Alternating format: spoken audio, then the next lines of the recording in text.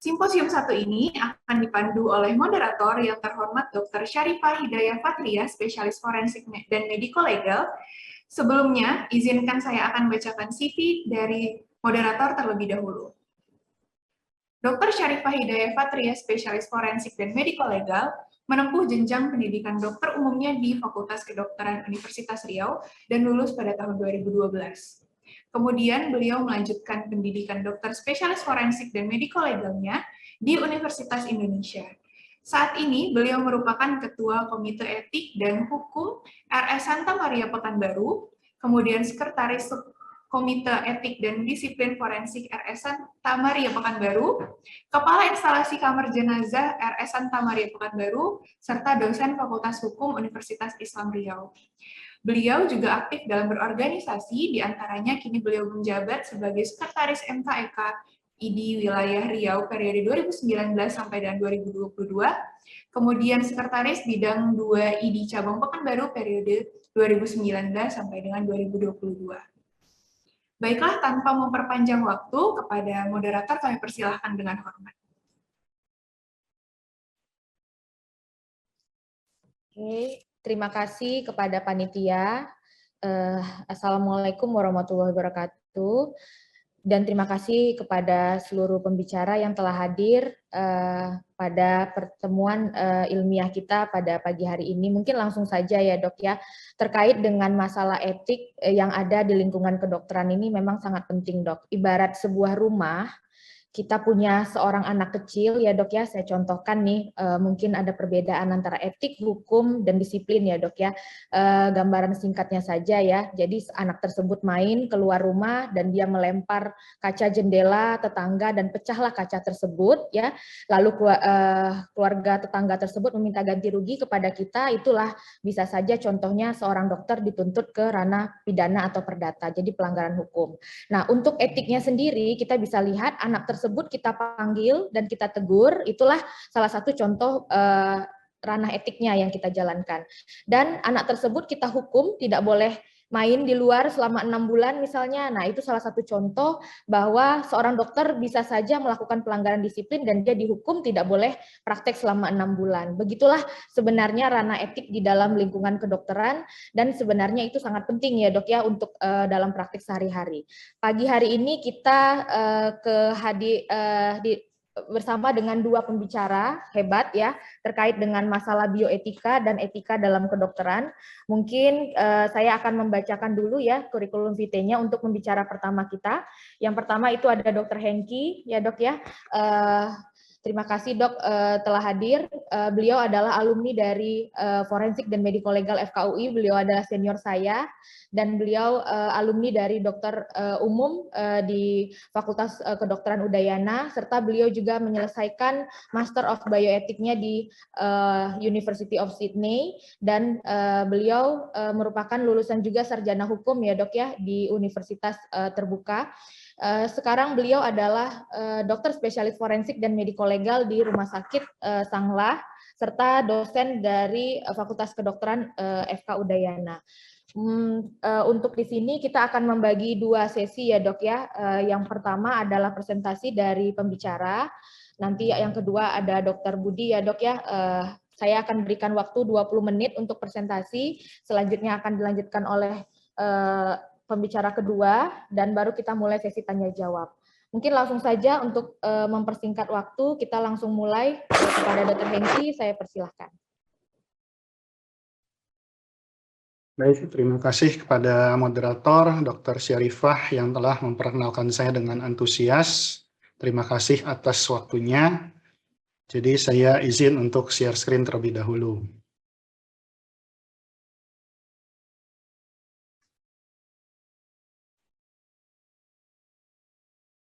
Ya, apakah sudah terlihat ya?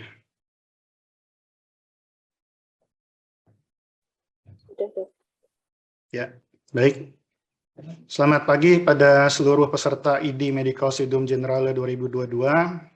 Sebelumnya izinkan saya untuk menyampaikan ucapan terima kasih yang sebesar-besarnya pada panitia ID Medical Studium Generale yang telah mempersiapkan acaranya dengan baik, serta kepada Perhimpunan Dokter Forensik Indonesia yang telah memberikan kesempatan kepada saya untuk berbicara pada sesi ini. Tidak lupa kepada seluruh peserta Studium Generale yang telah meluangkan waktunya pada pagi hari ini juga. Pada kesempatan yang berbahagia ini, saya akan membawakan materi mengenai bioetika selama kurang lebih 20 menit. Baiklah, mari kita mulai dengan membahas manfaat dari bioetika. Diskusi bioetika akan melatih kita untuk berpikir kritis, logik, dan koheren. Karena pembelajaran bioetika melibatkan kita untuk mengambil keputusan dari suatu dilema etis dengan mempertimbangkan berbagai kebaikan dan keburukan. Dalam rangka pengambilan keputusan yang baik, tentunya diperlukan kemampuan untuk menyusun argumen yang baik pula, yang pada prosesnya akan mendorong suasana diskusi yang santun, dengan menghargai keragaman pendapat, sehingga debat kusir dapat dihindarkan. Selain itu, bioetika juga bermanfaat saat belum ada hukum yang mengatur. Fenomena ini telah terjadi belakangan ini, terutama di era perkembangan bioteknologi, di mana teknologi kedokteran berkembang sangat pesat, dan hukum terseok-seok atau tertatih-tatih untuk mengejar ketertinggalannya. Selain itu, di zaman sekarang banyak sekali produk-produk hukum yang bertentangan satu sama lainnya. Jika kita perhatikan, banyak peraturan perundang-undangan yang dalam penjelasan peraturan tersebut disebutkan cukup jelas, namun pada faktanya tidak jelas. Inilah yang disebut dengan gray area atau wilayah abu-abu. Di sini bioetika memiliki peranan penting untuk mengisi kekosongan hukum tersebut dengan menelurkan berbagai kebijakan-kebijakan yang kemudian pada akhirnya dapat digunakan sebagai panduan perilaku untuk mencegah pelanggaran hukum. Bioetika itu sendiri merupakan konsep yang relatif baru, yang diperkenalkan oleh seorang ahli biokimia dan onkologi, Van Potter, pada tahun 1970-an, dalam upaya untuk menarik perhatian pada fakta bahwa kemajuan ilmu pengetahuan yang cepat berjalan tanpa memperhatikan nilai-nilai yang ada di masyarakat. Dalam bukunya Bioethics: The Bridge to the Future, Potter menciptakan disiplin ilmu baru ini sebagai suatu jembatan antara fakta dan nilai. Potter mengatakan bahwa kata bioetika menggunakan dua kata yang berasal dari bahasa Yunani, yakni bios, yang berarti kehidupan, yang mewakili fakta-fakta atau disiplin ilmu pengetahuan alam, dan ethos, yakni moral, yang mengacu pada nilai-nilai dan tanggung jawab atau mewakili disiplin ilmu pengetahuan sosial. Jadi sudah jelas bahwa bioetika merupakan suatu ilmu pengetahuan campuran yang berusaha untuk menjembatani pertanyaan-pertanyaan yang muncul untuk mengungkap fakta-fakta seperti bagaimanakah menciptakan robot untuk membantu pelayanan kesehatan di ruang isolasi bagi pasien COVID-19, dan pertanyaan-pertanyaan terkait nilai-nilai yang ada di masyarakat seperti haruskah menciptakan robot untuk membantu pelayanan kesehatan di ruang isolasi bagi pasien COVID-19?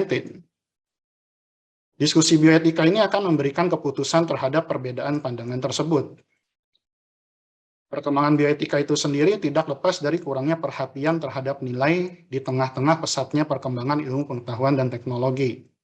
Robot-robot sudah mulai diciptakan untuk menggantikan fungsi seorang manusia.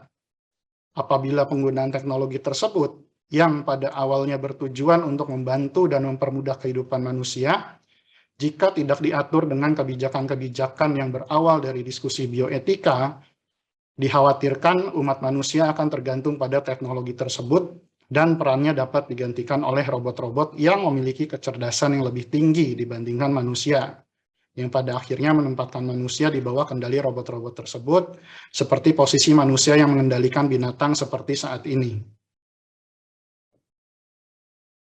Berikut adalah prinsip-prinsip bioetika yang tertuang dalam Universal Declaration of Bioethics and Human Rights yang diterbitkan oleh UNESCO pada tahun 2005, yang terdiri dari martabat manusia dan HAM, manfaat dan mudarat, otonomi dan tanggung jawab individu, izin persetujuan, orang yang tidak mampu memberikan persetujuan, menghormati kerentanan dan integritas manusia, privacy and confidentiality, persamaan, keadilan dan kesetaraan, non-diskriminasi dan non-stigmatisasi, menghormati keragaman budaya dan pluralisme, solidaritas dan kerjasama, tanggung jawab sosial dan kesehatan, saling berbagi manfaat, melindungi generasi yang akan datang, dan perlindungan terhadap lingkungan, biosfer, dan keanekaragaman hayati.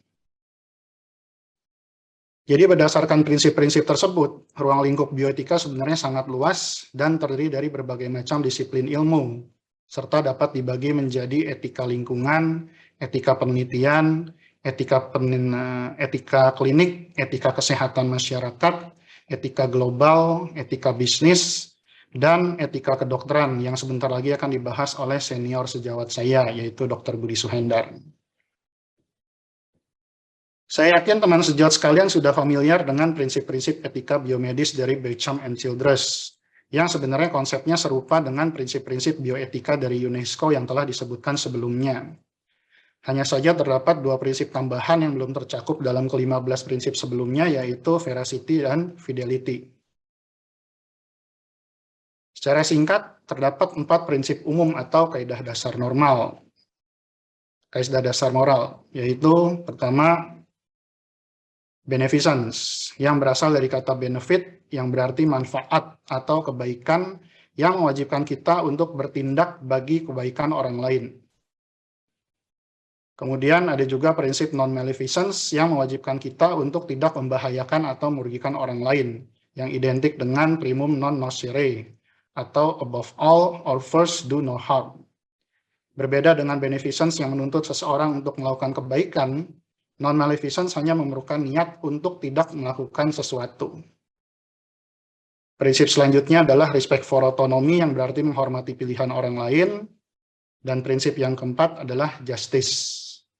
Justice yang dimasukkan di sini adalah keadilan distributif, yang berarti adil, setara, dan wajar dalam mendistribusikan manfaat dan beban sesuai dengan norma-norma yang membentuk keadilan sosial. Selain keempat kaidah dasar yang telah dijelaskan, terdapat juga 4 kaidah turunan yang lebih banyak dilanggar pada kasus-kasus etika di era milenial saat ini. Saya ambil contoh, perhatikan gambar ini. Ya.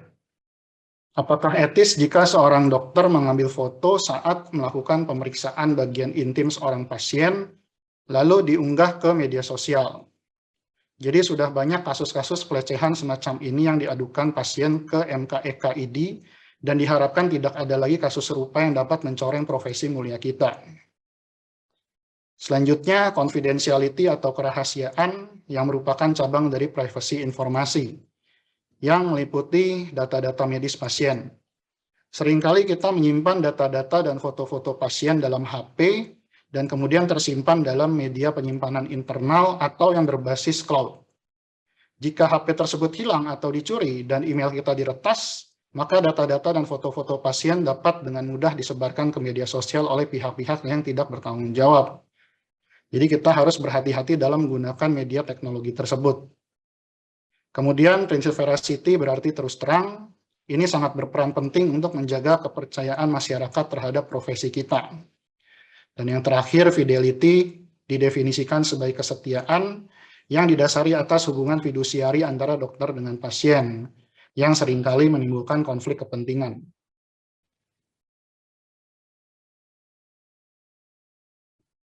Berikut adalah isu-isu bioetika terkait pelayanan kesehatan yang muncul akibat perkembangan ilmu pengetahuan dan teknologi kedokteran, seperti penemuan teknologi bayi tabung yang menimbulkan isu-isu etis pada awal kehidupan. Tabung, apakah boleh dimusnahkan? Jika dimusnahkan, apakah dikategorikan sebagai aborsi? Belum lagi teknologi sel punca yang melahirkan isu-isu lainnya seperti cloning atau chimera. Teknologi tes genetik prenatal juga memicu isu lanjutan terkait genetic engineering atau modifikasi gen, seperti terapi fetus atau terapi gen, pemilihan jenis kelamin, hingga mendesain bayi yang berujung pada isu eugenik yang mengakibatkan berbagai permasalahan sosial nyata di masyarakat, seperti bagaimanakah kedudukan hukum seorang anak yang dilahirkan dari 3 orang tua. Bahkan terdapat kasus tuntutan hukum di mana seorang anak menyalahkan orang tuanya akibat melahirkan dirinya ke dunia ini.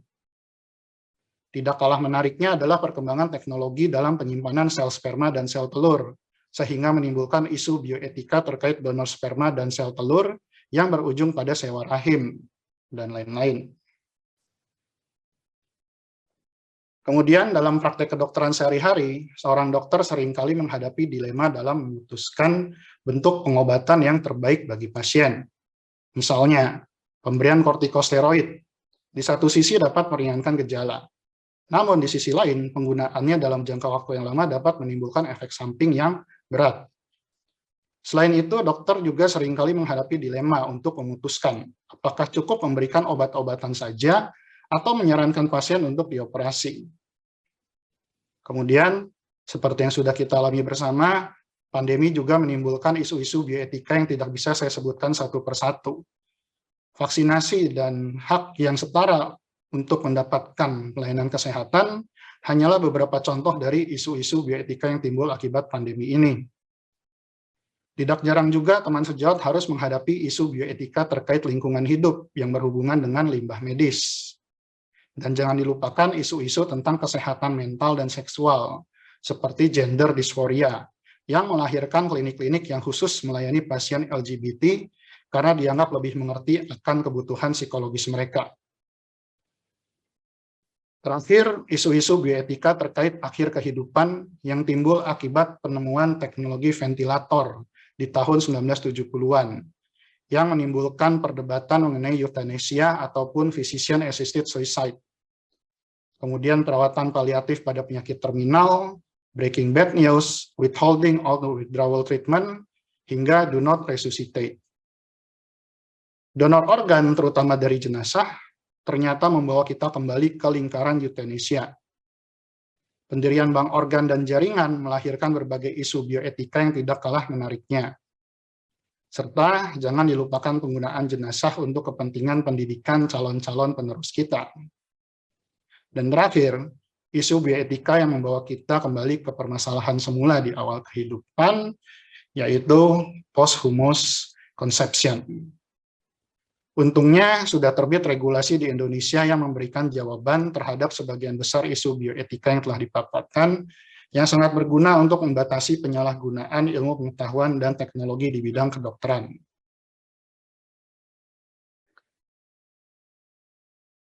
Namun, tantangan besar di masa depan telah menanti kita. Berikut adalah isu-isu bioetika yang akan timbul seiring dengan revolusi teknologi 4.0 dan 5.0. Yang pertama adalah artificial intelligence. Bagaimanakah layanan kesehatan merespons terhadap pelayanan robotik seperti robotic surgery dan lain-lain? Isu ini akan dikupas tuntas oleh Prof. Agus pada sesi keynote lecture siang hari ini, jadi jangan dilewatkan. Kemudian isu tentang Internet of Things. Apakah kita siap menghadapi pasien yang selalu terhubung dan tersinkronisasi dengan berbagai peralatan medis pada saat datang ke tempat praktek kita? Kemudian praktek telemedis yang sudah kita kenal saat ini, dan bahkan saya yakin sebagian besar teman sejawat telah mempraktekkannya demi meminimalisir kontak terhadap pasien. Yang mungkin selanjutnya akan berkembang ke arah metaverse, di mana para dokter akan menggunakan ruang virtual 3 dimensi untuk bertemu dengan pasiennya di dunia maya dengan bantuan headset realitas virtual, kacamata augmented reality, dan perangkat lainnya. Aplikasi teknologi informasi ini tentu saja akan melahirkan isu bioetika selanjutnya, yaitu tentang big data. Bagaimanakah menyimpan data-data tersebut, terutama yang berkaitan dengan data-data pasien dengan aman? Hal ini tentunya erat sekali dengan prinsip privacy and confidentiality. Belum lagi pengembangan nanoteknologi yang semakin marak akhir-akhir ini. Nanomedicine akan menjadi isu bioetika yang hangat untuk didiskusikan di kemudian hari. Dan terakhir, ternyata masih banyak orang yang tidak ingin mengakhiri kehidupannya. Dan para ilmuwan meresponnya dengan menemukan teknologi inovasi cryonics, di mana seseorang yang telah meninggal dibekukan pada suhu rendah yang sangat ekstrim, berharap agar bisa dibangkitkan kembali di masa depan. Perkembangan ilmu anti-aging akhir-akhir ini juga melahirkan isu bioetika yang tidak kalah menariknya, yaitu apakah ilmuwan perlu menciptakan pil yang memperpanjang usia seseorang hingga ratusan tahun.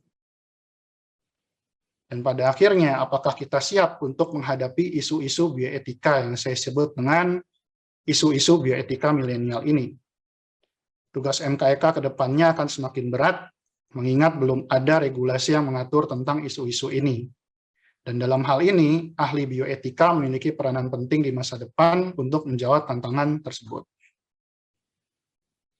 Dan terakhir, saya ingin menyampaikan tulisan Prof. Agus dalam buku Bioetika Multidisiplin yang baru saja terbit beberapa bulan yang lalu, mengenai interaksi antara kedokteran forensik dan bioetika. Dalam sejarah perkembangannya, bioetika di Indonesia tidak pernah lepas dari kiprah dokter spesialis forensik dan mediko-legal. Keberadaan mereka telah memicu maturitas bioetika seperti yang kita saksikan hingga saat ini. Jika timbul korban baik manusia maupun binatang ataupun lingkungan, baik itu akan mengaruhi fisik, psikis, sosial, kultural, dan spiritual sebagai akibat dari pelanggaran terhadap ke-17 kaidah dasar bioetika dalam praktik kedokteran, dokter spesialis forensik dan mediko-legal sangat berperan penting untuk membuktikan pelanggaran-pelanggaran tersebut. Sebagai kesimpulan, bioetika telah berkembang dalam beberapa dekade terakhir, mencakup berbagai aspek dalam kehidupan, dimensi sosial dan politik dari pelayanan kesehatan, serta tantangan globalisasi dan keanekaragaman budaya. Selama iptek terus berkembang, isu-isu bioetika akan semakin kompleks. Penerapan prinsip-prinsip bioetika dalam pelayanan kesehatan akan menjaga keamanan pasien, sekaligus meningkatkan derajat kesehatan masyarakat. Dan berikut adalah daftar pustaka yang bisa ditelaah lebih lanjut terkait materi ini. Terima kasih atas perhatiannya, semoga bermanfaat. Mohon maaf jika ada kesalahan dan kata-kata yang tidak berkenan. Jika masih ada waktu tersisa, maka sebaiknya kita lanjutkan untuk sesi diskusi. Sepenuhnya waktu saya kembalikan kepada moderator. Terima kasih.